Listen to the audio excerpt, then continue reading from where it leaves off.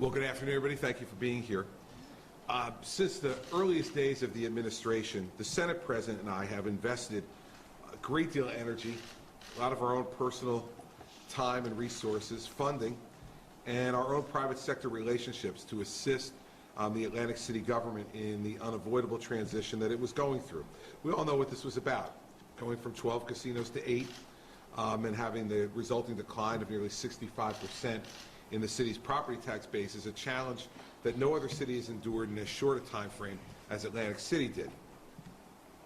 The city has experienced a 50% increase in outstanding debt over the past 5 years as a result of that and other problems. Our reform efforts set out not only to adjust to this new reality, but to put the city on the right path. That was about making the economy work for the people who live there and the families throughout the region who depend on its jobs and its opportunities. Our efforts have produced important progress in reestablishing Atlantic City in that way, with the scars and trophies alike that go along with a difficult transition. Atlantic City's 8 casinos' financial performance is strengthening by all reports in their roughly $2 to $2.5 billion gaming industry. And it's beyond time that the city government display the leadership and the tough decision-making that's essential to stabilize its finances and to provide services in the long run, not only to its businesses, but to its residents as well. You may recall that when I signed the executive order appointing an emergency manager in January of 2015, I asked for an unvarnished assessment of the city's financial situation and to receive recommended steps to place the finances of the city of Atlantic City in stable condition on a long-term basis. The emergency manager's report, issued January 15th, revealed a structural deficit of over $100 million in 2015 and hundreds of millions more over the next few years.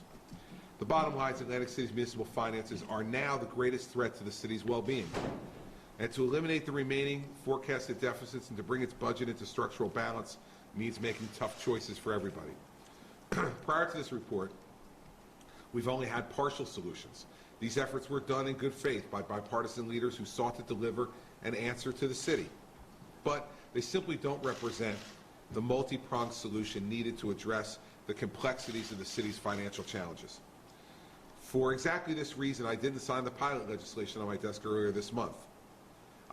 Atlantic City government was given a 5-year period and 2 different city administrations to deal with these structural budget deficits, and I wanted to make sure that we started to deal with those before we signed any legislation that only addressed partial solutions to this problem.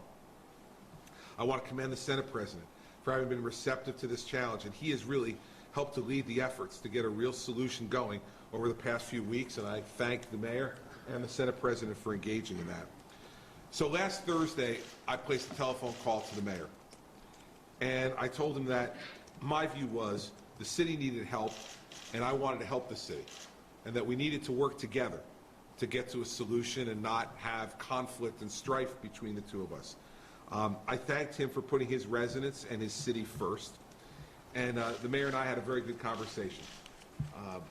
We then agreed to talk with the Senate President about coming to an agreement about how we could move forward together.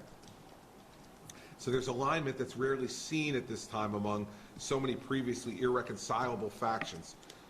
It's that now greater state involvement makes sense, and all 3 of us up here agree to that.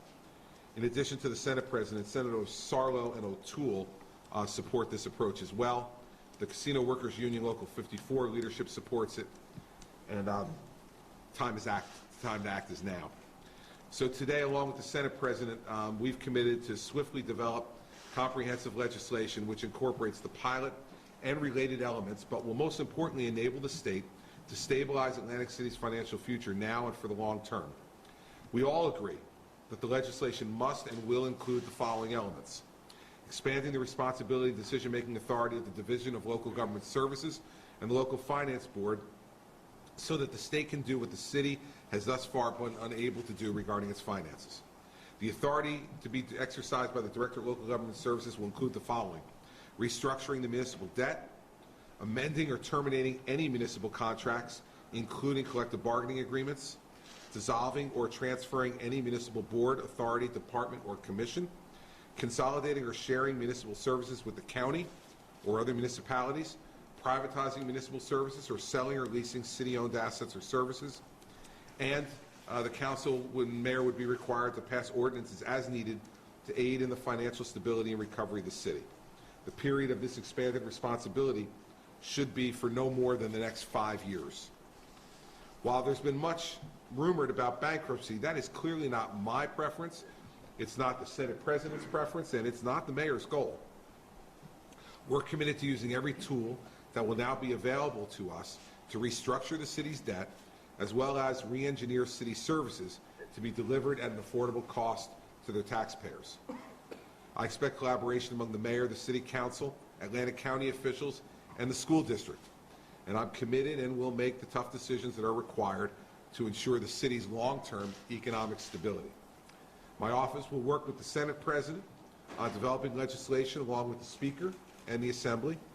I expect this legislation to be introduced and ultimately passed during the month of February. Let's make no mistake about this, though. The urgency of the city's current financial predicament cannot be understated. We will move swiftly to pass this comprehensive legislation. I will sign it so we can get on with Atlantic City's next and most important phase of the restructuring. I want to thank you all for coming today. I want to turn it over to the Senate President for some remarks of his own, and then I'll come back to take questions.